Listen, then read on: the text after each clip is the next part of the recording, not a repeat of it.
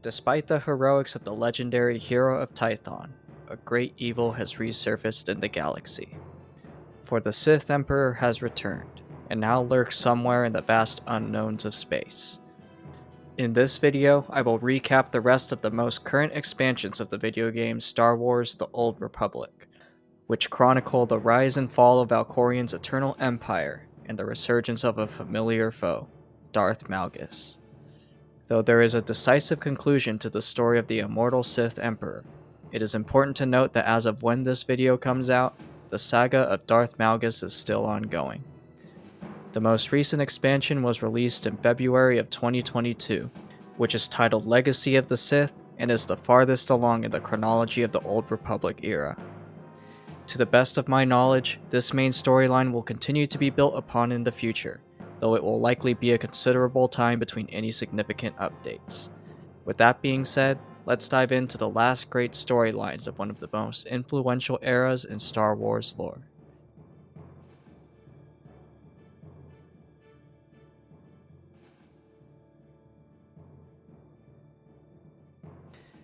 The galaxy is in a state of unease, with the Sith Emperor Vitiate revealed to be alive and in hiding, biding his time to rise again. However, a mysterious army then appears from uncharted space. It is led by two formidable twin warriors, who embark on a warpath against the Republic and Sith Empire before vanishing. These foes must be found, and in response, Darth Maul forms a joint task force with the Jedi to search for the Emperor and source of power of the twins. The twins are the brothers Arcan and Thexan, sons of Valkorion and Senya Tural.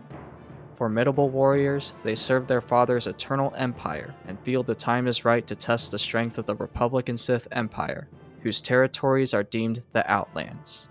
In 3636 BBY, the Eternal Empire launches an attack on the known galaxy.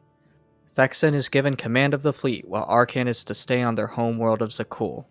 However, he disobeys Valkorion's orders and joins Thexan. They fall upon the world of Korriban, taking many lightsabers as trophies. Arcan is wounded in the fighting, and is outfitted with a cybernetic arm and eye. The brothers return to Valkorion, who remains distant and aloof from his sons. Arcan, frustrated and angry at his father, falls to darkness and leaps forwards to attack him. He is pulled back by Thexan, and in the ensuing duel, Arcan kills his brother. Valkorion, who had his back turned the whole time, now approaches Arcan and bids him to stand at his side. Sometime later, Arcan approaches Valkorion, informing him Darth Maul's expeditionary fleet has arrived. The all-knowing Valkorion is well aware of this already, and simply sits in his throne and waits. On the fleet is the Hero of Tython, and the legendary Jedi Master walks to Darth Maul's bridge. Both Force users sense the presence of the Sith Emperor, but are in uncharted wild space with their only outpost there destroyed by the Eternal Empire. The Jedi and Sith remain in a tentative truce, and their fleet then detects a small probe matching designs found on Korriban. The fleet then comes under attack, and is boarded by strange armed forces called Sky Troopers. The Master aids in the defense of the fleet, but the attackers are far too numerous. They order Kira Carson to escape to warn the Republic as Darth Maul defends the bridge. The Master finds Mar and orders for mass evacuations to escape the ambush. The fleet is destroyed, and the Master and Mar are taken prisoner by the Eternal Empire. The Master awakens in a cell later and meets Prince Arcan. They are in the heart of the Empire at Zakul and are led away with Mar. Along the way, they encounter a Scion, a member of a faction of seers who have political friction with Arcan. The Master and Mar are taken to Valkorion himself in his massive throne room in orbit above Zakul. They immediately recognize him as the Sith Emperor, but wonder how he has been able to build a second empire in such short a time.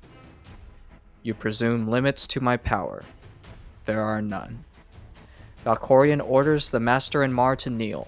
Mar refuses and begins to fight the guards, but Valkorion blasts him with purple energy, killing him as his daughter Vaylin enters. She possesses immense power in the Force, and clears the room of everyone but the Jedi Master. Valkorion claims that in all his centuries of life, only the Master has warranted his full attention. He wishes for Zakul to become the greatest civilization in the history of the galaxy. Arcan is sent against the Master, but instead cuts their bonds. The Prince whirls around to attack Valkorion, who deflects lightsaber blows with only his fist. Arcan is blasted unconscious, and Valkorion begins to glow with energy. The Master then stabs him in the back, and the body of Valkorion dies. Arcan rises as Vaylin rushes back into the throne room, and claims the Master, now known as the Outlander, has assassinated Valkorion. The Outlander is taken prisoner, and Arcan ascends to the eternal throne of Zakuul. He announces the death of Valkorion, and vows revenge against the Core Worlds. The Outlander is imprisoned in the form of carbonite, during which they have a dream where Valkorion appears to them. They know the Sith Emperor's spirit is still alive, and Valkorion confides that they represent two unique powers in the galaxy. Only they can prevent everything from spiraling to chaos. Illusions then arrive in the dream, the product of imperfect freezing. The Outlander fights them off as well as Valkorion's attempted manipulations. The Sith Emperor claims he is now truly free, and is impressed by the Outlander's will to survive. They are shown a vision of the throne room of Zakuul, where Arcan's power has grown considerably. Zakuul has surpassed my expectations. The most powerful fleet in history, and an army of guardians who know the Force is more than light or dark. Valkorion scorns his children, believing they abuse their powers. The Outlander is asked to take down Vaylin and Arcan with Valkorion's assistance. Vaylin, however, is somehow able to see the Outlander in their dream, indicative of her sheer strength. The Outlander is then freed from the carbonite by their old ally, Lana Beniko.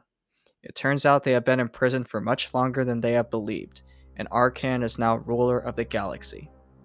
They fight their way out of the Eternal Empire vault, but reach a sealed door. On the security cams, they see Vaylin approaching, now the High Justice of the Eternal Empire. In their weakened state, the Outlander will be no match for Vaylin's power. They flee with Lana to their getaway ship, but then Vaylin hurls wreckage from a reactor at them with no regard for civilian casualties. The Outlander manages to disable the reactor while fighting off more Skytroopers, but their escape shuttle has crashed. Force-sensitive Knights of Zakuul also arrive, and are all defeated. Vaylin herself finally catches up to Lana and the Outlander, but their pilot finally arrives, a member of a local resistance against Arcan. As they fly to escape Zakuul, they frantically try to repair their damaged ship, but are forced to crash land in the endless swamp. Their droid HK-55 detects a large metal object nearby, and they make their way over to investigate. It turns out the object is a centuries-old scuttled warship. Their pilot, Koth, believes it to be the Gravestone, a legendary alien ship that was the only vessel to ever defeat the Eternal Fleet. It is a remarkable twist of fate, and if repaired, the ship could be a massive weapon in the fight against Arcan and Vaylin. Arcan sends Skytroopers to the swamp to search for the Outlander, while Vaylin ruthlessly executes all involved in the failure to contain the prison break. As repair efforts on the Gravestone begin, the Outlander is caught up to date on the state of the galaxy. They learn the Eternal Fleet came into Valkorion's control a century ago, but is entirely automated and its true origins a mystery. Arcan has the power to control all its ships from his throne through their Gemini droid captains. Lana tells the Outlander that when Valkorion was slain, his death sent massive ripples in the Force that were felt by all who had come into contact with the Sith Emperor. Soon after, Arcan attacked the galaxy without discrimination of Republic or Sith space. The Zakuul ships had a significant advantage in sensor technology, and were thus able to ambush the Republic and Empire fleets at will. Consequently, only ships equipped with Isotope 5 fuel could manage to escape, and no fleet of the Republic or Sith could stand against Arcan. The heaviest fighting only lasted 3 months, and Coruscant and Dromund Kaas were blockaded within a year of the invasion. The Sith Dark Council was defeated and forced to sign a treaty, and the Republic and Jedi suffered heavy losses. Now, a tentative truce has been reached with Zakuul, but Lana is skeptical it will last much longer. Arcan rules the galaxy with an iron fist, forcing the Republic and Empire to pay tribute to him and limiting their armaments. Supreme Chancellor Saresh's term ended, but she still rules through a puppet leader. Darth Asina is the only surviving member of the Dark Council, now reigning as Empress of the Sith. It is also the Outlander's old crew remains missing, and Lana believes they are the galaxy's last hope to challenge Arcan and the Emperor. However, they both come to realize that the Emperor has entered the Outlander's mind somehow. Talking later with Koth, the Outlander learns he wishes to defect from Arcan, the result of military orders to massacre civilians. They later find a group of terrified Zakuul exiles, banished for resisting Arcan. The Outlander gives them shelter, and repairs continue on the gravestone. The ship is slowly brought back to life, and the spirit of Valkorion appears to the Outlander again. He cannot be parted from their mind, and again presses for the Outlander to accept his counsel. Skytroopers then discover the gravestone and attack. Lana and the Outlander defend the ship while Koth makes final preparations to escape. A Zakuul knight then arrives and helps with the defense. It is Senya Taral, Valkorion's widow and mother of Arcan and Vaylin, and she also has defected from the Empire. As the fighting rages on, the scene suddenly freezes for the Outlander and Valkorion reappears. He claims Lana will die unless the Outlander grants him a brief moment of total control. The Outlander refuses, and Koth arrives to save Lana just in time. Koth then fires up the gravestone, and the Outlander, Lana, and Senya help boost it up with the Force. They manage to take to space and escape Zakuul. A large contingent of the Eternal Fleet drops out of hyperspace to challenge them and opens fire. However, the gravestone lives up to its reputation, and with a single shot takes out 24 ships. Arcan now knows the Outlander and the new ship pose a significant threat to his empire.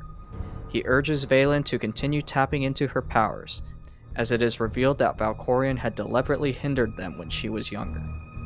Koth guides them to Asylum, a skyport safe from the reach of Arcan. And elsewhere, it is revealed that the Jedi Grandmaster Satil Shan still lives. She also knows Valkorion's spirit remains alive, and talks with the Force ghost of Darth Mar. The gravestone finally reaches Asylum, and makes a rough landing. They meet up with old friends and allies of Koth, and begin assembling a larger crew and gathering supplies.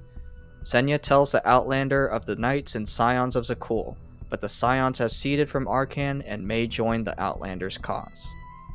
The Outlander and Senya pass through several trials, and it is revealed the Knights, in acts of great dishonor, slaughtered many of the Scions by order of Arcan. In another trial, the Outlander again refuses Valkorion's power. The Scions agree to join the Outlander, and it is revealed to the rest of the crew of Valkorion's presence in the mind of the Outlander. They also all learn that Senya is Arcan and Vaylin's mother. Senya is questioned by the rest of the crew, and reveals Valkorion used to be different. He grew cold and less friendly over time, leading Senya to worry about the future of her children. She left Valkorion, but the children, to her dismay, chose to stay by their father. The group then learns the crime lord Lady of Sorrows is searching for the gravestone, alleging she is familiar with its computer systems. The Outlander returns to Zakuul, learning more of the nature of Valkorion's family. He was always detached from his children, though his sons constantly sought his approval. Vaylin was stronger than both of them in the Force, being able to move furniture while still in the womb and crippling a guard as a child. Valkorion caged her mind and stunted her growth in the Force in response. Senya tried to convince her children to flee with her, but they would not listen. The Outlander ventures out with Senya to find the Lady of Sorrows in the old world of Zakuul. They battle several cultists as Vaylin and Arcan also learn of their arrival. Arcan broadcasts the Outlander and Senya as wanted in the Empire. The cultists, who work in the service of Arcan, begin hunting down the two.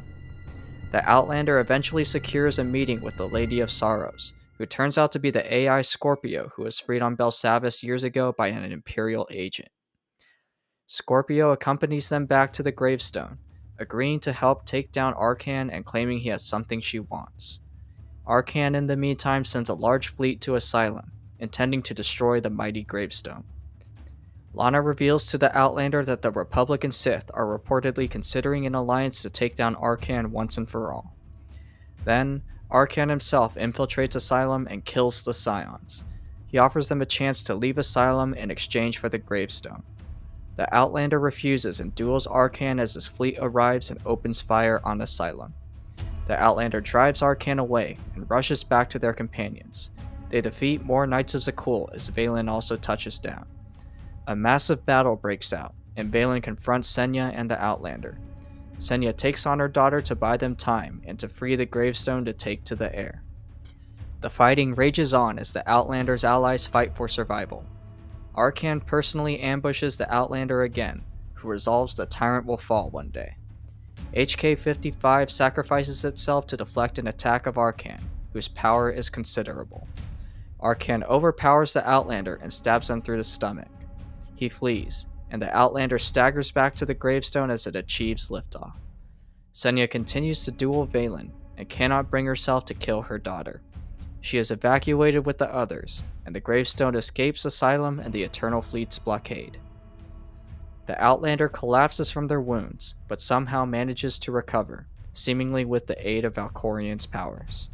However, the victory at Asylum has inspired the galaxy at last to unite against Arcan.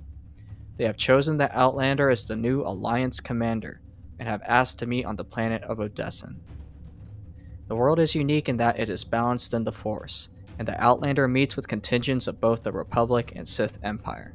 Jedi and Sith join together to construct a base on Odessen to resist Arcan. Theron Shan also arrives and reunites with the Outlander. At a briefing later, the Outlander meets Theron's new team, which includes the Hutt Dr. Ogorov and the infamous smuggler Hylo Viz.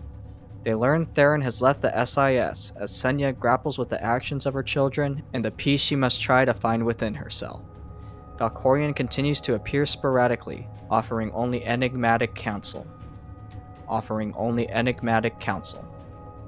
The Outlander falls into their role of Alliance commander as Arcan and Valen continue to hunt for the Resistance. Frustrated, Arcan orders Valen to begin bombarding planets at random. Theron and the Outlander decide to begin searching for allies for the Resistance, starting with a figure on Zakul called Firebrand.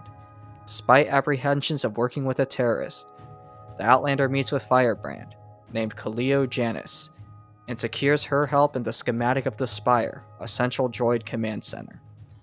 Theron also recruits the legendary Special Ops Team Havoc Squad, led by Eric Jorgen.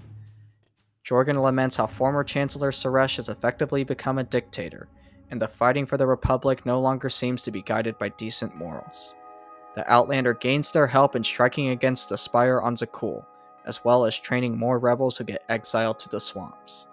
Returning to their base, the Outlander and their companions then gain intel on Arcan's Gemini control system for his fleet.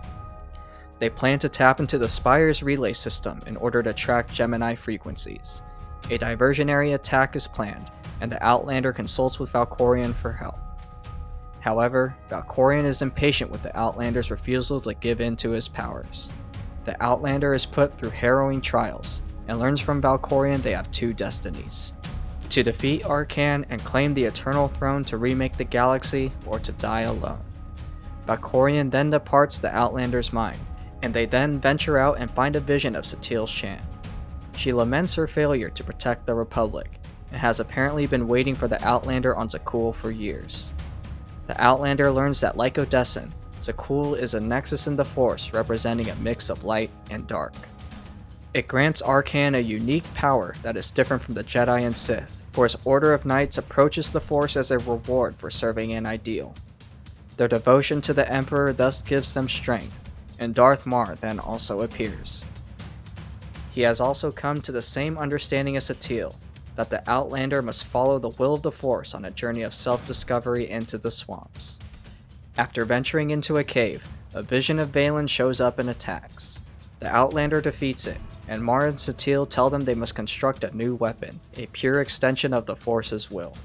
Satil and Mar, light and dark, help the Outlander in constructing a new saber to tap into their unmatched power. Their final lesson is in an oasis centered around when to choose peace or conflict. Afterwards, Satil and Mar depart, leaving the Outlander to fight their war. The Gemini mission begins, with Havoc Squad and Kaleo infiltrating the Spire. The Outlander and the Alliance are forced to wait for news of the outcome in the meantime. Hylo Viz then asks to see the Outlander, believing their army needs a steady supply of credits. She takes them to meet with Galt Renault, who tells them of the Gilded Star, a massive treasury ship of the Internal Empire. A raid is planned on the ship while it orbits Vandin, and the Twi'lek vet helps with the preparations. They plan to hit the Gilded Star when it comes up to a skyhook, but it is heavily guarded. Galt plans to have Senya pose as High Justice Valen and have her get Scorpio to the command center. The ruse is successful, and the Outlander, Vet, and Galt break inside the vault and plant a bomb. The payload is transported to the escape ship, and the team flees the Gilded Star.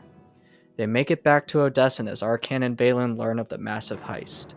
Khalil and Major Jorgen of Havoc Squad then return, their mission a failure and Havoc Squad suffering heavy casualties. They manage to deliver a data file on Gemini and its logistics, but Theron grounds Jorgen and Khalil for the time being. The Alliance learns the Gemini captains are actually based on Scorpio, and a main template called Gemini Prime can be found on the world of Darvanis. A large assault is planned, with Theron promising allies will come from the Outer Rim. The Outlander reaches out to Shae Vizsla and her Mandalorians for aid on the attack of the Gemini factory. She is now known as Mandalore the Avenger, and commands the loyalty of many clans. The Outlander aids in the assault, with the Mandalorians taking heavy losses. They are forced to withdraw and regroup for another attack on the factory. After another offensive, the factory is at last breached, aided by schematics passed on by Theron. The Outlander searches for Gemini Prime as Arcan decides to enter the fray himself on his flagship. The Gemini template is found and convinced to leave with the Outlander as the Mandalorians withdraw with plunder from the factory. The clans are now rearmed, and the Outlander returns to Odessin. Scorpio studies Gemini and looks to find a way to track all the Gemini units. They believe that if the Prime is placed on a ship and swapped in, the Alliance may be able to gain control over the entire Eternal Fleet. They receive intel of a lone enemy ship dropping out of hyperspace soon, presenting an opportunity to make the swap. It will be a daunting assault, and the Outlanders team will be massively outnumbered. They manage to make it into the hangar, finding surprisingly little resistance. The Gemini captain on the bridge splits up the team using the ship's controls, and begins to fight against Scorpio's attempts to control it. Scorpio catches fire and falls, and the Gemini captain sends a distress signal to Arcan. With a massive fleet presumably en route, the Outlander moves to escape. Lana rescues several prisoners from the ship, including the Balmoran president Ty Cordon. They represent all factions of the greater galaxy, and look to join the alliance against Arcan. The Outlander confronts the Gemini captain again and defeats it. The captain sets the ship to self-destruct, and some of the escape pods are destroyed. They narrowly make it back to their shuttle and jump to hyperspace before the Eternal Fleet arrives. It is another defeat for Arcan, whose anger grows while Valen looks on. The gravestone loses power, and elsewhere the Eternal Fleet systems turn on Arcan's knights. The Eternal Throne begins to glow, and it is revealed that Scorpio survived and has betrayed the Alliance. It has gained control of the majority of the Eternal Fleet, and now effectively the Eternal Empire. It is a major complication in the war, and to make matters worse, Scorpio has tipped Arcan off to the Alliance's base on Odessin. His fleet now sails there to obliterate the planet, and the Alliance gears up for the decisive battle of the war. The gravestone flies out to meet the Eternal Fleet as Arcan launches his assault, determined to confront the Outlander and Valkorion. The Outlander decides to infiltrate Arcan's flagship through its hangar. They battle with their team through waves of sky troopers, with Senya searching for Valen and the Outlander seeking Arcan on the bridge. Scorpio then maneuvers the ships under its control to fire on Arcan's flagship, looking to kill two birds with one stone. The Outlander finds Arcan, who vows to destroy Valkorion, who still remains absent from the Outlander's head. He launches several attacks on the Outlander, who manages to block them in the same manner as Valkorion did before he fell. They leap forward to duel Arcan, far more powerful than when they had last met. The Outlander has moved beyond the light and dark sides of the Force as Scorpio bombards the flagship. Arcan feels his empire slipping away from him and refuses to surrender. The Outlander wounds him across the chest and the ship begins to fall apart. Arcan is crushed under a pile of debris, and the Outlander runs back to the gravestone. Senya, however, recovers Arcan's body just as Valen confronts her. She refuses to accompany her mother back to the Alliance. An explosion sweeps her away as Arcan then somehow rises to his feet. Xenia takes Arcan back to his personal shuttle, determined to save his life and redeem her son. She flies away with Arcan, and the attention then turns to Scorpio's fleet.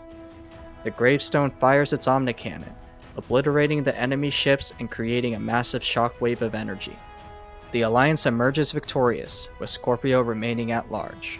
The rest of the galaxy rallies to the Alliance's cause on Odessen, signaling a turning point in the war. Scorpio consolidates her control over the Eternal Fleet, but Vaylin then attacks the throne room. Scorpio then offers to help teach Vaylin how to destroy her enemies, forming a partnership with the new Empress of Zakuul.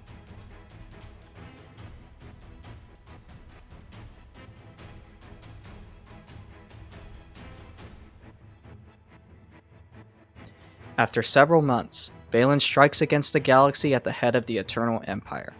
Her forces fall upon the world of Voss, conquering the planet easily.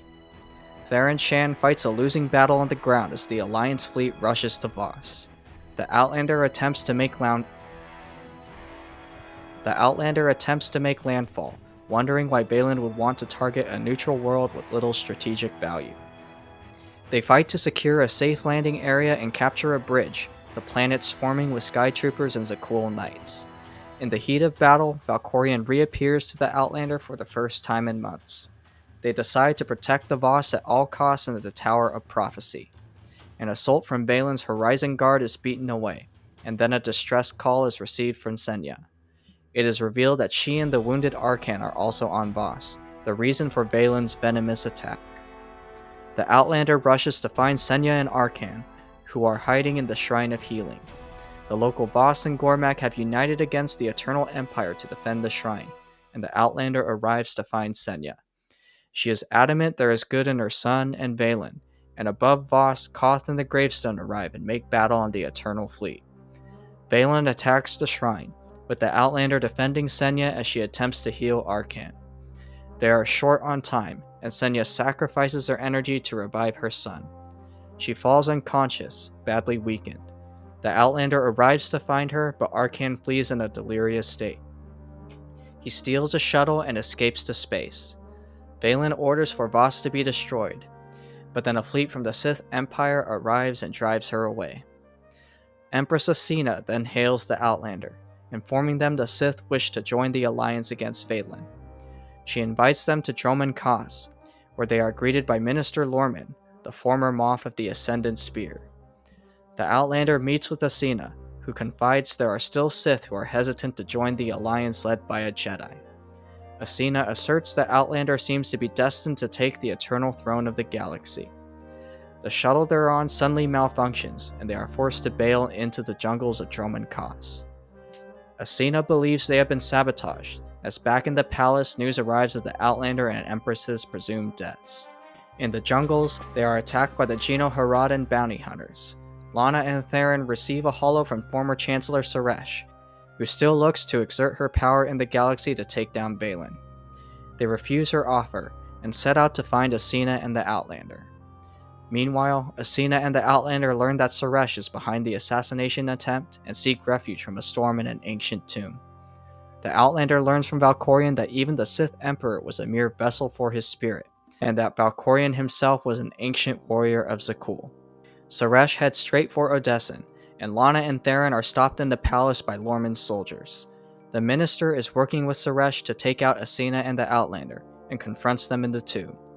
The Geno Haradan bounty hunters are killed, and Lorman is cornered. They race away back to Odessen, where Suresh attempts to seize control of the Alliance. The Outlander arrives in time to disrupt her speech and arrests her. Empress Asina then joins the Alliance. The war continues against the Eternal Empire and Vaylin. Koth rescues a cargo freighter asking for help, but it turns out to be a covert op by Vaylin to take the gravestone. The bridge is lost, and the Alliance fleet is quickly assembled to rescue the gravestone. They surround Vaylin, and the Outlander breaks inside to find Koth.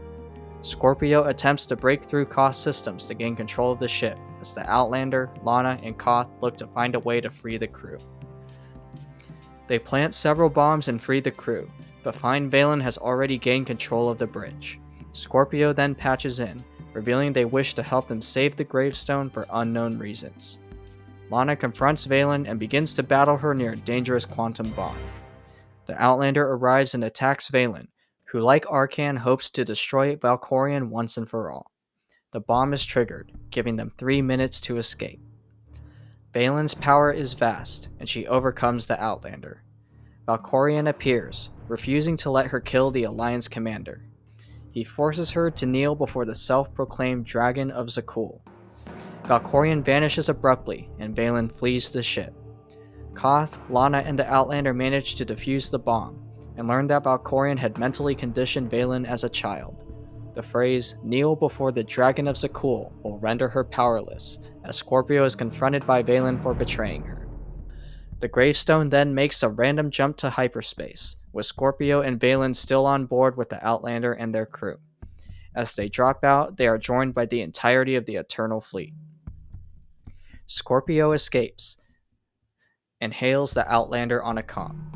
They reveal they are related to the Gemini units in the gravestone, and that they are all now at the place of their creation. The Outlander moves to prevent Valen from sabotaging the ship as they approach a massive world surrounded by an entirely mechanical ring. Valen sneaks back to the bridge and threatens to kill the whole crew in order to get to the Outlander. A blinding light suddenly floods the ship, and the Outlander then awakens to find themselves in an abandoned industrial complex overrun by nature. Venturing further inside, they encounter a transmission called Ares. It is revealed they are in some sort of biome on an engineered world called Iokath. There are also Knights of Zakul stranded in the biome, being hounded by local battle droids working to preserve the compound. The Outlander looks to find their crew, and receives a message from Theron to meet at a rendezvous point. Valen has also awoken on Iokath, but finds herself trapped in a metal room. A vision of her slain brother Thexan appears to her there. He was always sympathetic to Valen, hating how their father caged her. The Outlander reunites with their friends, but the gravestone remains missing. Vet finds a terminal, where Ares tells the Outlander that Scorpio, Gemini, and the gravestone were all the greatest weapons created by the designers of Iokath. These creators deployed these weapons on random worlds 3,000 years ago for some sort of war games to improve the weapons. One of these worlds was Zakul, and it seems that something happened to flip the weapons' allegiances to the world they conquered. Scorpio then interrupts the transmission, revealing they are imprisoned somewhere on Iokath. More droids and drones then attack the Outlander, and they find a way deeper into the facility. They find a futuristic tomb, which seems to be filled with countless bodies. Elsewhere, Valen dispels the vision of Thexan and breaks out of her prison, channeling her anger. Scorpio reveals to the Outlander the series of monuments they have found all connect to a massive planetary network of data. It is revealed the creations of Iokath turned on their creators and destroyed them, and that Ares is now the controller of Iokath. Ares appears and sentences them all to death, as Scorpio manages to escape their prison. Valen reassumes control over her fleet and forces, which Scorpio believes to be a chance to distract Ares. The Outlander's team manages to get a signal to the fleet so they can evacuate. However, a massive energy shield surrounds Iokath by Ares' designs, and they cannot leave until it is taken down. The gravestone is found and freed as Valen also searches for Ares' base. The Outlander finds the Ares AI at the control center of the shield. His fortress is in the southern hemisphere of the planet and is heavily guarded. Ares refuses to stand down and orders all weapons to fire on the fleets above. The Outlander cuts it down as Scorpio arrives to the fray. It liberates the fleets from the energy shield and decides to tap into the central network, becoming one with Iokath. The Outlander lets it go as the energy superweapon of Ares threatens to overload. If it detonates, the radiation will kill all organic life forms on the planet. Elsewhere, Valen discovers a purifier droid that allows her to overwrite Scorpio's commands on her Gemini droids, removing their free will and forcing them to obey her once more. She effectively regains control of the Eternal Fleet, and all the parties are able to escape Iokath as the weapon blows up behind them. The Outlander's team returns to Odessen, having left Scorpio on Iokath. Senya remains in a comatose state, with Arcan still at large somewhere. However, with the bloodthirsty Valen back in full control of the Eternal Fleet, Alliance patrols begin taking more losses. Theron reveals he has a man on the inside, Indo Zal. Zal is the Minister of Revelry and attendant to Valen, and reveals Valen plans to throw a party on Zakul sometime soon. He can offer them access, and inside they are to free imprisoned rebels who will help them overthrow the Empress. The mission is designated Operation Dragon Maw, and the Outlander joins the covert strike team. With disguises provided by Zal, the Outlander enters the spire where the Grand Festival is taking place. They plant several ion charges with Theron as meanwhile, Valen begins consulting with a scientist named Jarek in hopes of finding a way to break free from her mental conditioning. Valen begins her speech ahead of schedule, and captures Zal having deduced his treachery. The Outlander confronts Valen during her speech and uses the code phrase. It staggers Valen, and the ion charges are detonated. The party erupts into chaos as just then, a gunship arrives and opens fire. Arcan leaps out, ordering his troops to take Valen alive. The spire becomes sealed off, and the Outlander and Theron try to fight their way to freedom. Arcan and Valen stand off outside the spire and begin to fight. The Outlander rushes to help Arcan, knowing he cannot match the might of his sister. Valen flees, and Arcan asks to see his mother on Odessen. He helps them fight off a contingent of Horizon Guards. Valkorion appears to Arcan and accuses him of being weak, but Arcan has grown to see the errors of his ways, and knows he cannot lead Zakul with the blood on his hands. He deems it time for the title of Emperor to be passed on to someone outside the family, namely the Outlander. The Outlander addresses the entirety of Zakul to stand down against Valen, and Arcan kneels before them. Valen becomes more unhinged, and orders the Eternal Fleet to bombard Zakul itself. The Outlander escapes with Arcan as the spire is destroyed behind them, and they make it safely back to Odessen. Valen visits Jarek to break free from her conditioning, recalling how Valkorion had sent her to the cold world of Nathema to learn how to control herself. The Outlander learns this through a memory of Valkorion, and believes Valen may be drawn to the planet once more. They approach Nathema, sensing an unsettling void where the Force should be. Valen is also there, landing outside a large complex and demanding to see Jarek in his lab. The Outlander enters the compound sometime later, with Valkorion's power limited by the planet's aura. Inside, Valen finds her force power stunted as well, and meets with Jarek. The Outlander, meanwhile, finds the facility largely empty, with only the remnants of experiments on Sith and Jedi.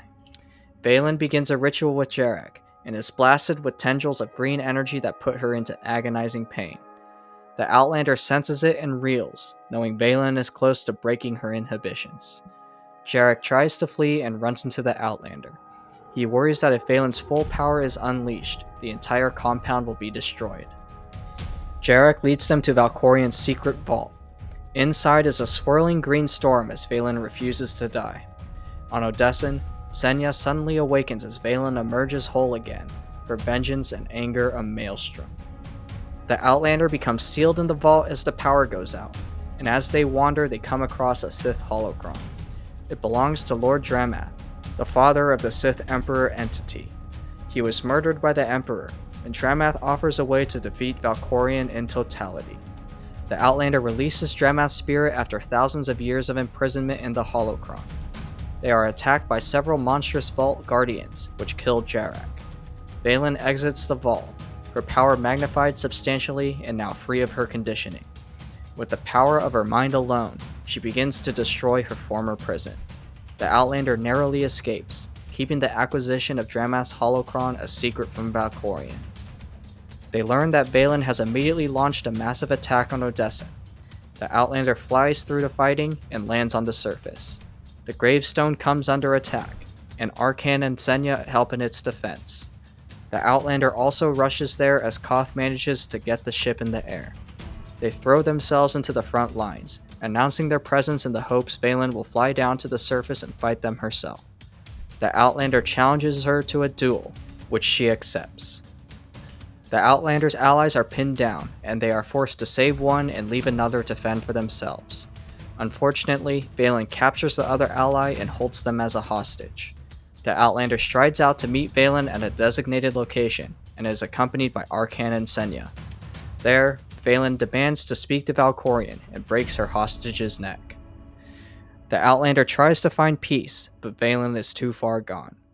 Blades are drawn, and the Outlander, Arcan, and Senya attack the Empress. Her full power falls upon them, and after a hard fight, she is knocked down. Valen then rises and erupts in a powerful force storm.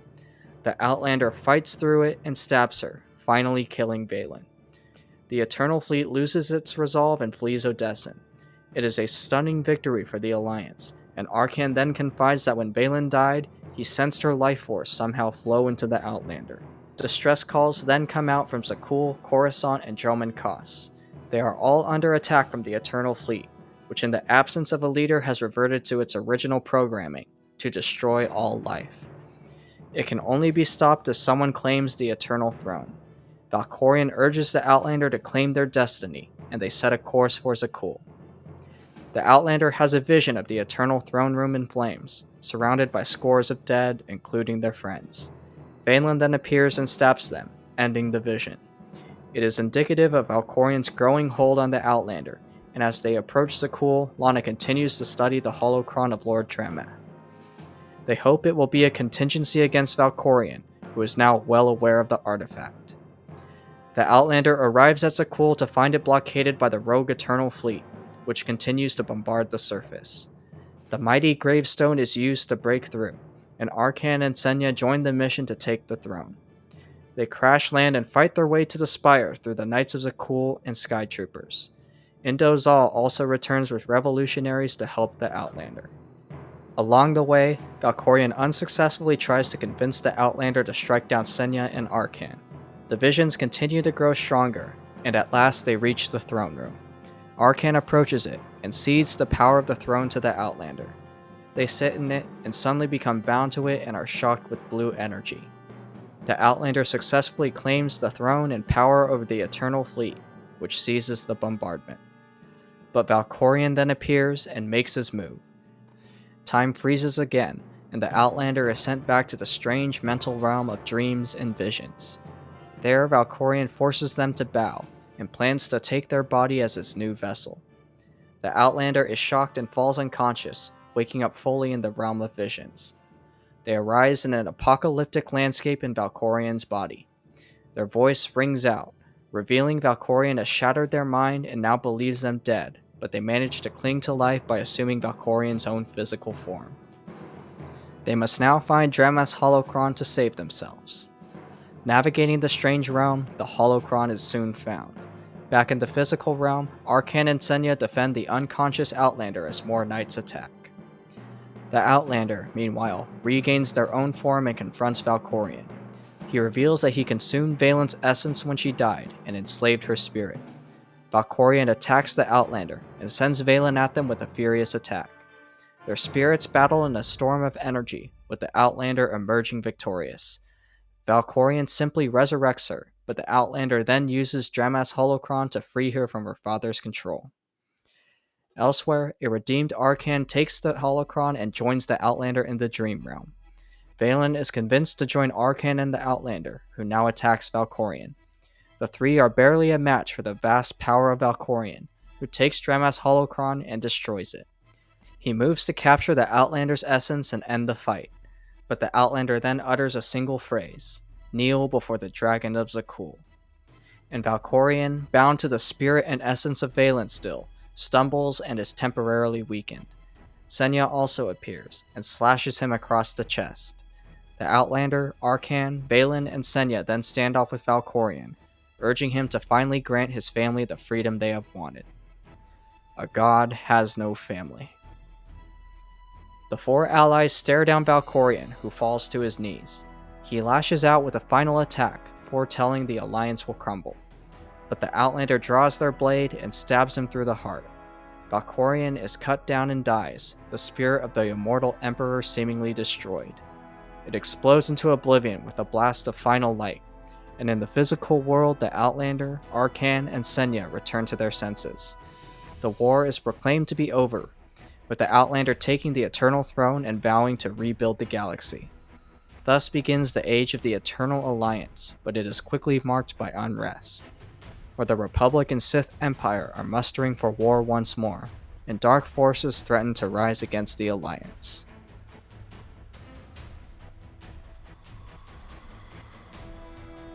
After the final defeat of Valkorion and the Eternal Empire, the Eternal Alliance becomes one of the dominant powers in the galaxy, alongside the Republic and Sith Empire.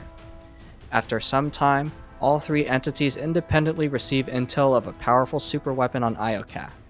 The strange world, devastated by radiation after the destruction of the Ares base, becomes a central interest for the Alliance, Republic, and Empire. The news threatens to reignite war between the Empire and Republic, and the Outlander also leads their fleet to Iokath as the unrest grows. The Eternal Alliance continues to grow in strength, with more worlds joining its folds. The Sith Lana Beniko is sent to Iokath on a mission to find the mysterious superweapon.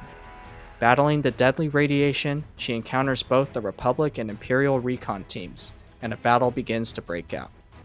Somehow, all three parties have found the weapon at the exact same time. The Outlander summons the Eternal Fleet to Iokath and flies there with Theron Shan.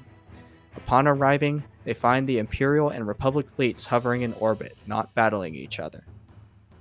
A transmission also seems to be blocking their contact with the Eternal Fleet, rendering it offline. The block seems to be coming from the surface, and the Outlander wonders if the AI Scorpio is somehow responsible. The Outlander and Theron land on Iokath to investigate the fleet's spire. They manage to reunite with Lana, who has captured agents from the Republic and Empire, Captain Alara Dorn and Major Malavi Quinn.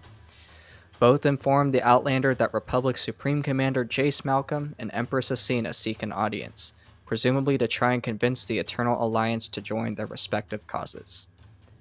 The warring leaders make their cases to the Outlander. Commander Malcolm claims the weapon is essential to the Republic's survival and cannot fall into Sith hands, while Empress Asina reminds the Outlander of the Republic's corruption and how the Empire supported them against Phelan.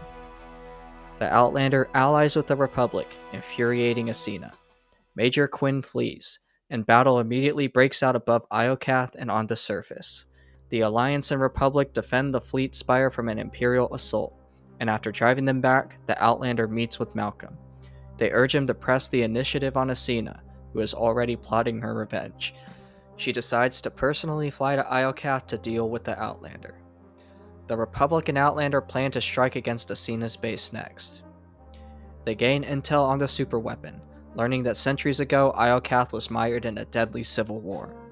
The weapon's power was so great it annihilated all life on the planet, killing countless. They return to Lana, who has discovered that the three governments were all tipped off by the same anonymous source. This indicates a hidden third party is manipulating the conflict. Empress Asina then hails the Outlander, claiming the Sith Empire will emerge victorious. She has also managed to gain schematics on the superweapon, meaning the Empire must be defeated on Iokath or the Republic will be destroyed. Asina's base is attacked, and the Outlander confronts the Empress just as she prepares to activate the superweapon. They are too late, and the weapon is unleashed on Iokath. Asina attempts to control it, but is thrown from the weapon's seat in a burst of flame. She says she has awakened the gods, the six beings of Apocalypse who brought ruin to Iokath. Asina dies from her wounds, and contact is restored with the Eternal Fleet. However, the superweapon is sending power surges across the planet, risking the destruction of everyone on Iokath. The Outlander rushes back to the superweapon facility, and begins searching for a throne to gain access to its controls. They tap into the weapon, and see a vision of a massive metal god called Tyth, one of the six. It claims there is a traitor deep in the Outlander's inner circle who lured everyone back to Iokath. Tyth lashes out at the fleet, but the Outlander manages to damage it with their ships before falling unconscious. However, it turns out the throne has been sabotaged, and suspicions begin to run deep across the Alliance. The battle for Iokath also rages on, with the Imperials continuing to fight despite Asina's death. Commander Malcolm believes the Empire must be utterly ground to dust, and the Outlander resolves to find the traitor.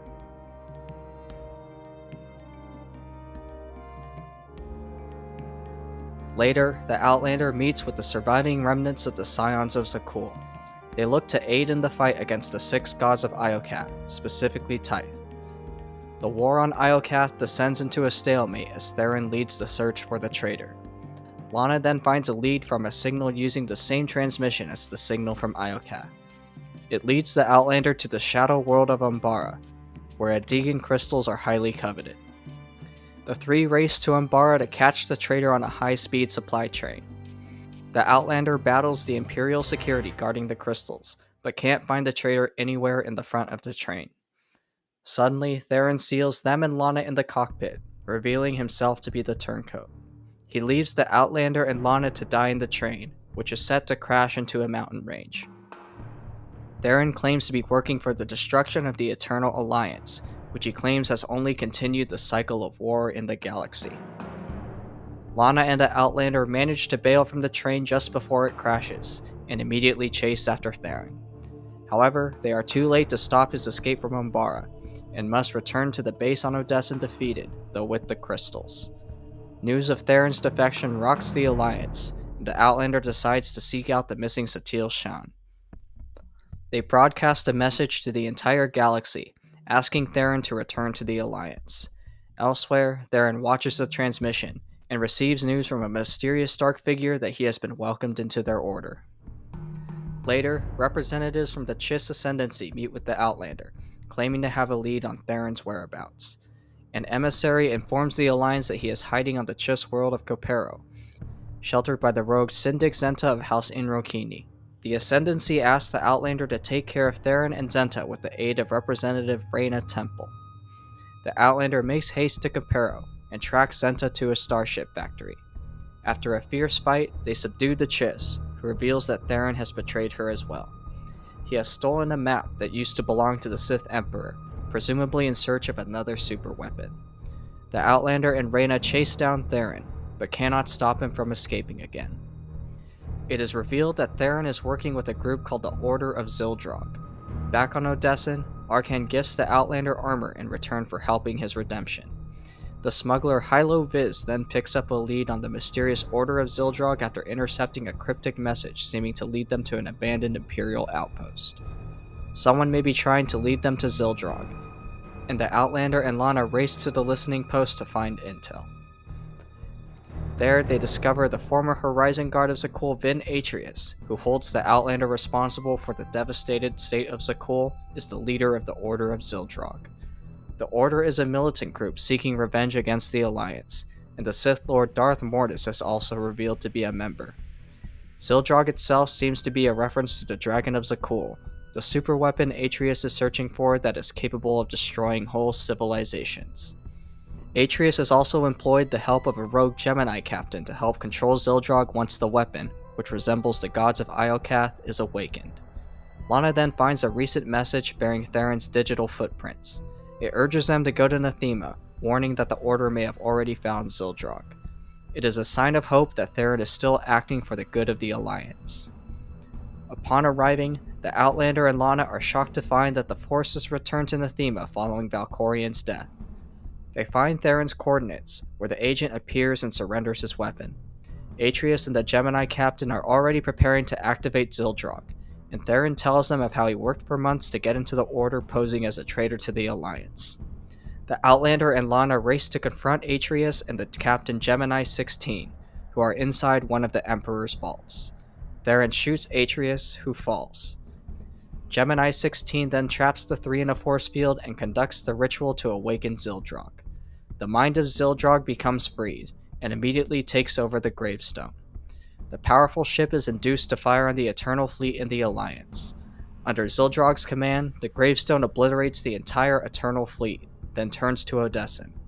The Outlander orders for mass evacuations, and attacks Gemini 16 as Zildrog recharges. A fierce battle rages in the ancient Sith vault, and the rogue droid is cut down. Theron races to the console to shut Zildrog down, but then Atreus rises and stabs him in the back.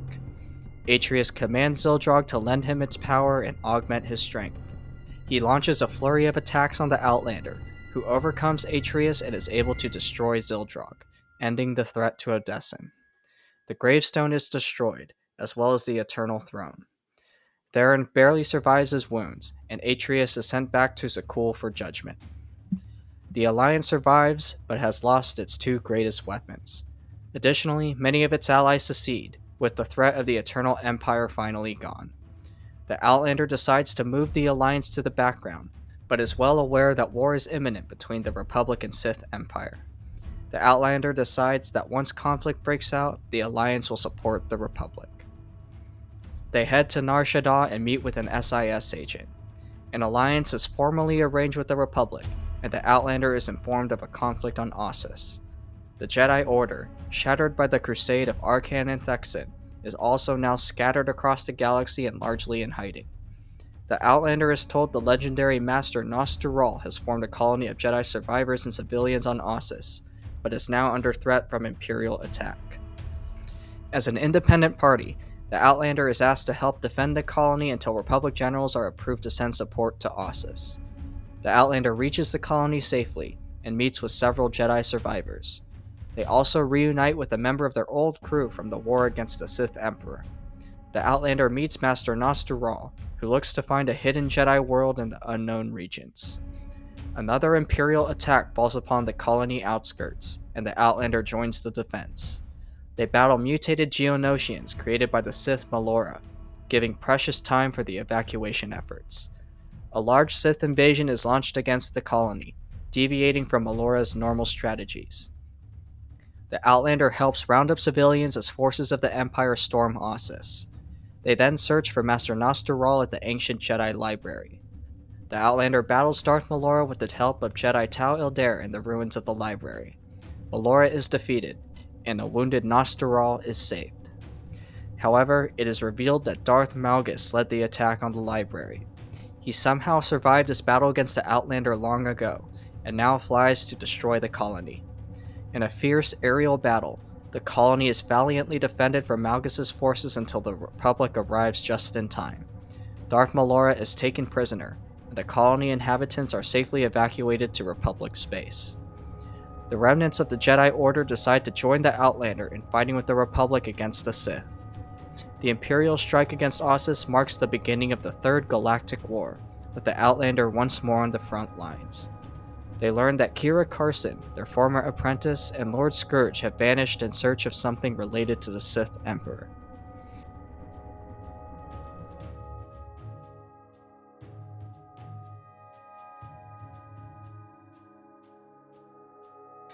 The war continues to unfold between the Republic and Sith Empire. The Outlander decides to keep the Alliance in the fold and to wait until they are called upon for aid. For now, they continue to maintain a defensive position around Odessen. The Outlander falls into the routine of managing the Alliance for a time, even agreeing to participate in a media interview for the Republic. However, the revitalized Sith Empire continues to push for utter domination. Darth Malgus, in his unprecedented return to the conflict, attacks Republic shipyards on Corellia. Battle breaks out above the planet once again, with the Outlander joining the spirited defense. They are briefed on Malgus' massive fleet, which is targeting the Meridian Complex. The new shipyard can produce warships at unprecedented speeds, making it an invaluable resource for the war. Master Nostroral and General Dayroom will take over the defense of Corellia, while the Outlander is asked to free up Republic reinforcements bogged down in several planets. They first head to Onderon to rendezvous with the 11th Fleet, where there is rumored to be local unrest instigated by the Empire. Onderon is currently ruled over by King Petra, and there the Outlander meets up with Lana Benico. She informs them of friction between the nobles and the king, who looks to strip mine the planet for his own financial gain. It is suspected that Petrif is collaborating with the Empire in a remote forest lodge. The capital city is then attacked from the outside. Unidentified enemy forces attack the royal palace, and the Outlander defeats a remote droid commander. They defend the throne room and Republic Senator Nabet from several untamed beast riders, and then learn the droids were controlled by Darth Savik, a member of the Dark Council. The Outlander deems it imperative to find King Petrif's lodge so Savik can be defeated. The lodge is stormed, and another droid hollow of Savik claims she is a figure from the Outlander's past. After a brief fight, Savik and Petrif escape. The Outlander then pays the untamed beast riders a visit, knowing they have been manipulated by the Sith. They learn where Savik has hid her ship, and an assault is launched on the Sith and her forces. The Outlander finds Savik, who is helping Petrif escape Onderon. They learn Savik was cut down by them in the First Battle of Corellia. She now seeks vengeance against the Outlander and attacks. Petrif is captured, however, and Savik is soundly defeated. Dismayed at the Outlander's unmatched power, it is revealed the Empire and Malgus will attack the mining outpost of Mek-Sha next. The Onderonian reinforcements are free to join the fight at Corellia, and the Outlander sets a course for Mek-Sha. They arrive at the station, where Republic ships stop to refuel. The Outlander must convince the local crews in power to vote in favor of granting the Republic their fuel. Darth Shar, the counselor in charge of Sith logistics, is also lurking somewhere. A mysterious figure in dark armor and a red lightsaber then attacks the Outlander. After a brief clash, they suddenly vanish. The Outlander then attends an auction with the local crew leaders. Darth Shar is also there, and the Outlander campaigns with several leaders to gain their votes. They find no leads on the strange attacker and continue to monitor for Imperial activity. After settling some deals and agreements with the crews, the Outlander secures the support needed to allow the Republic to refuel. Preparations then begin to defend Mek-Sha from the oncoming Imperial assault. The Outlander is assisted by several crews sympathetic to the Republic as they battle waves of Sith attackers. The Empire looks to sabotage the fuel to prevent the Republic from leaving, but its agents are stopped by the Outlander just in time. More ships are able to head out to Corellia, greatly bolstering the Republic's strength against Malgus. The Outlander meets with Supreme Chancellor Galina Rands of the Republic to discuss the defense of the Meridian Complex. Malgus's fleet is formidable, equipped with advanced stealth technology and powered by Isotope 5. All its ships are also equipped with silencer superweapons. The Outlander joins the ground defenses and arrives at Corellia in the midst of a massive battle. Malgus emerges on the surface, and the Outlander pivots to confront their fearsome enemy. The Outlander and 2 Jedi attack the Sith commander and manage to drive him down to the ground. However, Malgus vows to destroy the Republic and brings down a massive machine from the ceiling. He flees as the facility nearly self-destructs. The Outlander saves the Meridian Complex, and the Empire is driven away. The Republic emerges victorious on Corellia, but Malgus remains at large. The Outlander then formally joins the Republic once more, along with all their military forces and allies. They are to be the new head of Task Force Nova, an initiative to rebuild the Jedi Order. SWTOR initiates the Outlander as the first member of the new High Council, and the Outlander then receives some unexpected visitors. It is none other than Kira Carson, accompanied by Lord Scourge.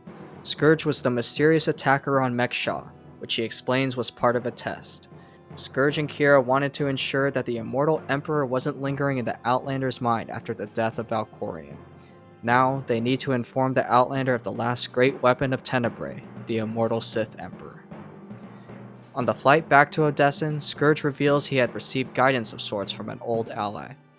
It led him to the location of Tenebrae's original body. He and Kira needed to destroy it to ensure the Emperor's demise. However, upon its destruction, a Sith ritual on the Emperor's skin unleashed a deadly ancient plague. Scourge and Kira were immediately knocked out, and were comatose for a full year. They were found by none other than Satele Shan, and found that since they had been vessels of Tenebrae in the past, they were safe from the plague. However, Satele and her followers were not immune and soon all succumbed to a deep, nightmare-filled sleep. Kira and Scourge worry the plague is evolving and beginning to form connections between the victims' minds. They reveal they have quarantined the victims on a large transport and sent it on a random course in space. Kira offers to bring it back to an empty system so they and the Outlander can defeat the plague. The search begins in earnest for the ship carrying Satele Shan and her followers, struck down by the deadly Sith plague of Tenebrae. At the same time, the Mandalorian clans scattered across the galaxy fall to civil war as the conflict between the Republic and Sith Empire rages on. The Outlander on Odessen continues the efforts of Task Force Nova, first helping the refugees saved by the Republic forces. After the Republic's victory on Corellia, the Sith Empire has once more been put on the back foot. It inspires many Jedi previously in hiding to look to rejoin the Order.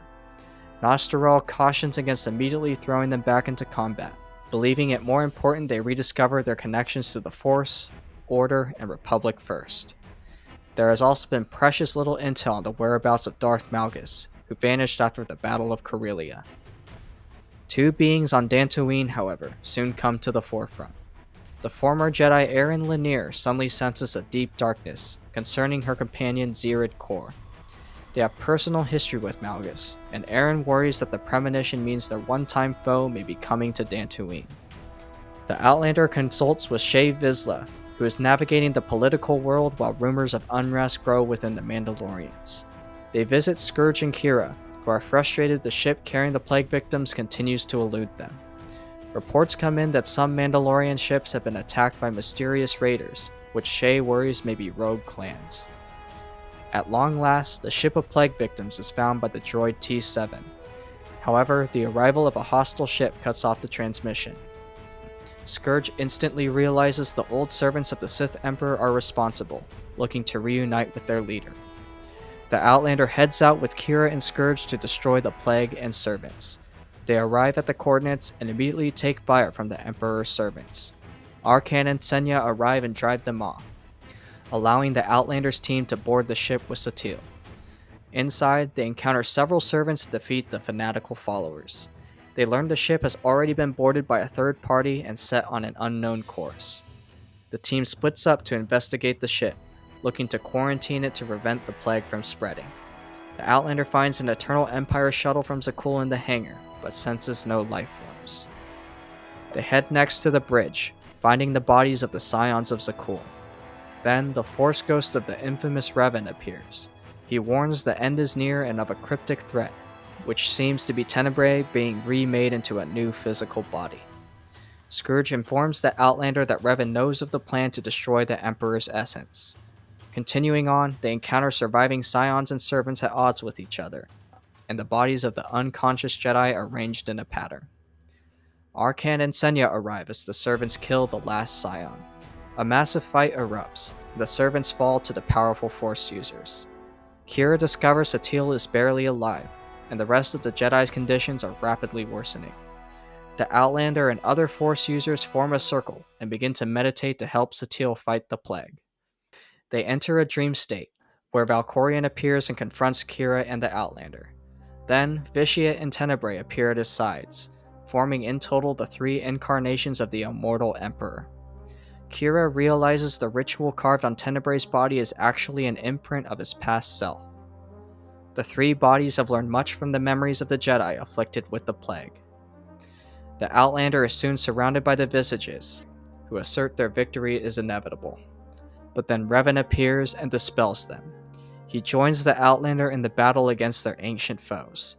They fight their way to Satele and the others, and along the way are joined by Meetra Surik, the Jedi exile.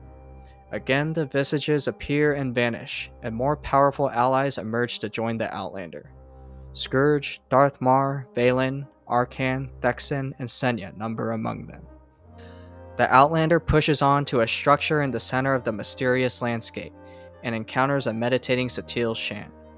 The three parts of the Immortal Emperor appear and claim her mind is nearly broken as the Jedi remain motionless. But Satele stirs and rises, saying the Emperor's power has blinded him. She has instead laid a trap for the Emperor, and the rest of the Jedi climb to their feet. Satele has successfully gathered the most powerful enemies of the Emperor for this one decisive moment. And now they gather behind the greatest of them all, the Outlander. You think your power is infinite. Only the Force is infinite. I am one with the Force, and the Force is with me.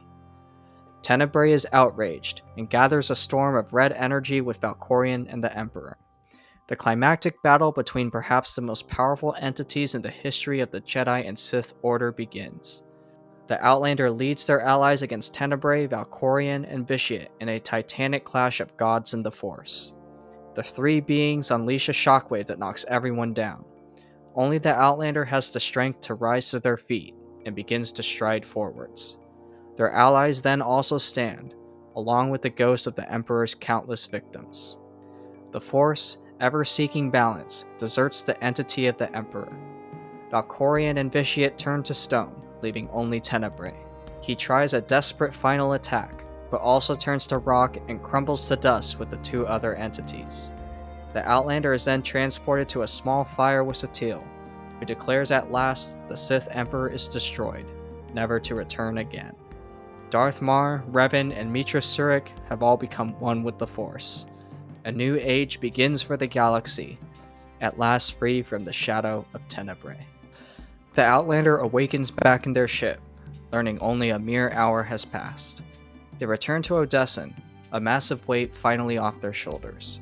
And meanwhile, Aaron Lanier gains an audience with Satil Shan. Business must continue as normal in the governance of the galaxy, however. The Outlander is asked to help identify the raiders attacking Shae Vizsla's cargo runs. Her flagship Spirit of Vengeance 2 has gone missing, and upon arriving at its last known location, the Outlander and Shae are thrust into a massive space battle. They join the fight and search for Shae's missing second-in-command, Jakaya Ordo. The raiders are revealed to be rogue Mandalorians called the Darmanda, who are led by a Field Marshal Cole seeking to gain control over all the clans. The Outlander breaks into the overrun flagship and finds a fleeing Jakaya. Ordo is rescued, but then Field Marshal Hedda Cole arrives at the fray. Shae also appears and confronts the traitor. The Outlander attacks Cole, and mid-flight she receives word her men have taken the Kadera banner and flees. The banner is a symbol of rebellion, from when Clan Kadera led an uprising against Mandalore the Vindicated, refusing to ally with anyone including the Sith. The entire clan was killed, but now Cole seems to have somehow united many different groups of Mandalorians. A hunt begins for Cole, and Shae rallies the clans answering to her for war. Conflict erupts among the Mandalorians, with Shae defeating nearly half of the Darmanda but Cole eluding capture. Master Nostoral then asks for a private meeting with the Outlander. There, they meet Aaron Lanier, who tells them of Darth Malgus. He has landed in the ancient Jedi Enclave on Dantooine, gaining access to the vast swath of ancient artifacts there. The Outlander departs for Dantooine with Aaron. They make their way to the Enclave ruins, learning the Empire is already there. The Outlander ventures through hidden tunnels to gain access to the ruins and find Malgus, a foreboding darkness seeming to grow in the Force. They track Malgus through Aaron's unique powers of Force empathy and come across a lone Imperial officer. It is revealed that Malgus killed the officer's companions and is searching for something he can use to break away from the current Sith Emperor Vowron. The Outlander continues on, but then a vision of Darth Malgus appears to Aaron and Aaron alone. She quickly comes back to her senses as the ruins begin to rumble. The Outlander's team flees the Enclave, returning empty-handed. They attend a meeting with the Jedi Order's current leaders and brief them of the events on Dantooine. Malgus is no longer tethered to the Sith Empire, and has presumably stolen some artifacts from the Enclave in addition to the ones he took from Ossus. The Outlander is updated on Shae Vizsla's crusade against Hedda Cole's coalition, which is called the Hidden Chain. They join the efforts to hunt down Cole's suppliers as reports come in that relics stolen by Malgus relate to the Sith Lord Darth Nul. Lana believes the relic originated from a remote world in wild space, and a team is sent to investigate.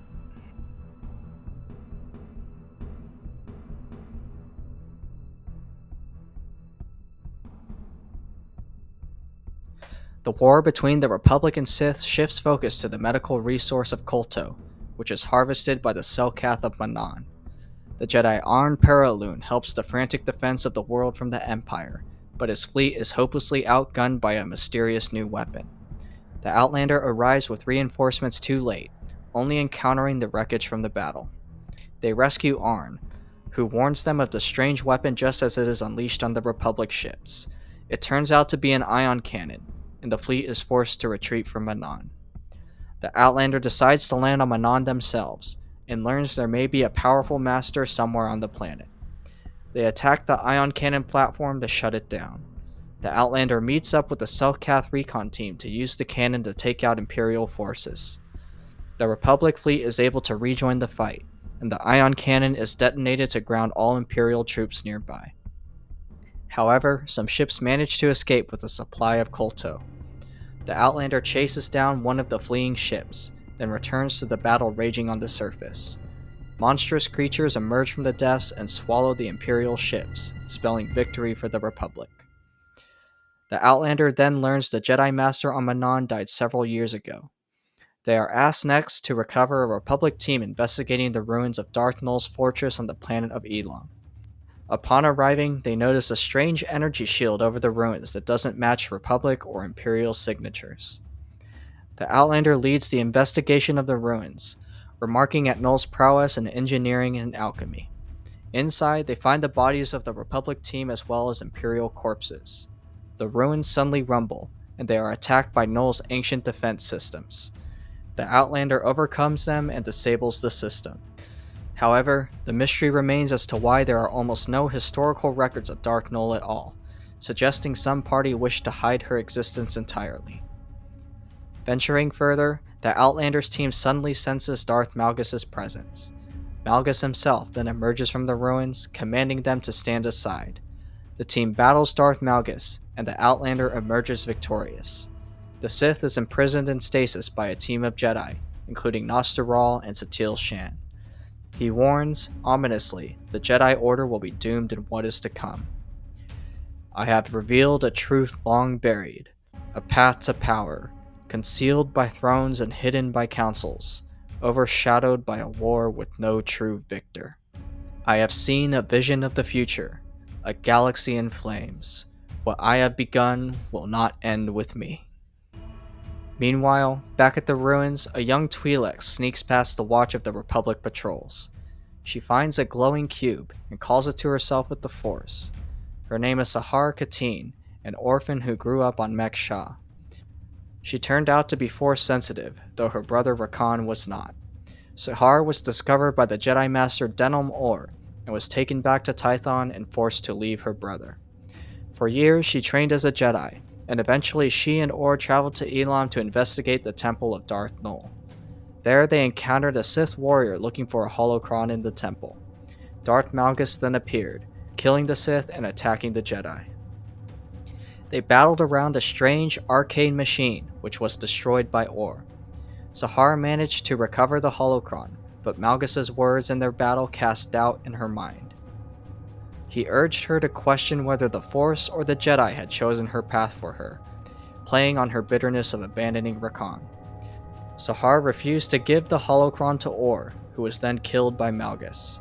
She then dueled the mighty Sith, but became trapped in her falling rubble and lost the holocron to Malgus. Presently, several relics are recovered from the fortress on Elam, but nothing can be discerned of Darth Null's intentions or the purposes of the machines. Kira then senses something familiar emanating from one of the relics, and realizes Null was a child of the Emperor. Intel then suggests that the Jedi Sahar Katin, the only survivor of Republic or Imperial expedition teams to explore Elam, may be useful in learning more about the mysteries of Null. As for Sahar herself, she has at long last reunited with her brother Rakan. After much trial and error, she is able to sense him again in the Force. Sahar attacks a slave ship where he seems to be stationed, but he is angry at her for abandoning him. Nonetheless, Rakan agrees to let Sahar accompany him as he leaves the ship. Malgus is questioned by the Outlander, who seeks to understand why he is so interested in Null. Malgus instead claims that Null is no child of the Emperor, but instead the very first, the mother of them all. Null was responsible for hunting down viable candidates and indoctrinating them into serving the will of the Emperor until she was deemed no longer useful. It becomes a concern that Malgus seems to be trying to create his own army using the same methods as Null. A data file from the Jedi Expeditionary Team is then found, where Master Or is recorded speaking of a dark energy radiating from the machine. He worries it may be affecting Sahar, and reveals that he himself is a former child of the Emperor. However, the Republic now becomes aware of Null's holocron, making finding Sahar a top priority. The Outlander then receives a call from Shae Vizsla, who has discovered the location of Hedda Cole's main base. The Hidden Chain Command Center is on the planet of Runuk, and preparations begin for an assault. It then turns out that Rakan is employed by Cole, and has taken Sahar to Runuk. Shae also cannot seem to find Cole's clan origins, only that she is clearly unaffiliated with the Republic or Empire. The Outlander departs for Runuk, a world surrounded by a fierce electromagnetic storm. Their small strike team touches down and begins to hunt for Hedda Cole. Rakan is spotted serving as an officer in Cole's army, and a relay station is attacked. Inside, they encounter Sahar. A holo of Rakan asking about the holocron patches in, but is quickly destroyed by Shae. She then shoots at Sahar, but misses and breaks a window. Sahar leaps outside and escapes, and the hunt continues for Hedda. They continue to investigate the station, but then a sonic disruptor appears and sends out waves of energy, driving the Outlander to their knees. Hedda and her soldiers, including Rakan, emerge from the shadows. Hedda launches her fleet, and then Shay arrives. She challenges Hedda to a duel of honor, which is accepted. Shay and the Outlander are taken into captivity by the Darmanda, but the weakened Outlander is freed by their allies. They immediately set out to follow Shay and Hedda and warn the fleet of the incoming attack. The Outlander recovers and finds a massive arena where the clans have gathered for the duel. Hedda there boasts the banner of Kadera, and Shay strides out for a battle of blades. A thunderous dirge builds across the arena and the fight begins. Shay manages to knock Hedda down, but is then hit with another sonic disruptor in an act of sabotage. She staggers, allowing Hedda to recover and drive her down. The Outlander races off and destroys the disruptor. Shay wins the duel, with Hedda badly wounded. A massive battle then breaks out on Runuk, with Hedda and the Outlander's fleets arriving at the same time. Shay's Mandalorians defend her from the rogue clans, and the Outlander battles Rakan. After a flurry of exchanges, they are blasted away by Sahar, who flies away with Rakan and escapes. Shay is attacked by Hedda again, but both warriors are badly weakened. Hedda flees as well, and her fleet retreats. Perhaps most importantly, Hedda now has Sahar's artifact in her control, but Sahar is hesitant to hand over its dangerous powers to the Mandalorian. Elsewhere, the Jedi Tau Adair encounters Darth Rivix in an ancient chamber. They have both converged on another artifact of Darth Nul, and a duel breaks out. Both escape to fight another day, as the Republic continues to search for more strongholds of Nul. Meanwhile, Hedda Cole shows her council the holocron of Darth Nul despite Sahar's misgivings. She sends her officers on various missions across the galaxy to unlock its secrets. On Odessin, scientists determine the relic fought over Rivix and Adair is the remnant of a lightsaber constructed with an Adegan crystal. It is surprising, for in Nul's time those crystals were mainly used by Jedi. Shay arrives and demands to talk with Malgus, and the Outlander decides to question him again as well.